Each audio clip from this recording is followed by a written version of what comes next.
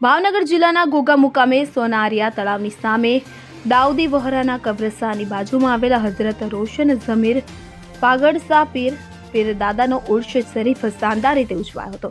આ ઉર્ષ પ્રસંગે દરગાહ શરીફમાં કુરાન ખ્વાની, સંદલ શરીફનું જુલુસ, ત્યારબાદ સંદલ શરીફ, ચાદર શરીફ, નયાઝ શરીફ, સલાતો સલામ અને સામૂહિક દુઆઓ સહિતના ધાર્મિક કાર્યક્રમો યોજાયા હતા। આ કાર્યક્રમોમાં વિશાળ સંખ્યામાં હિન્દુ મુસ્લિમ શ્રદ્ધાળુઓએ હાજરી આપી હતી। આ દરમિયાન હિન્દુ મુસ્લિમ એકતાનો અનોખો પ્રસંગ જોવા મળ્યો હતો।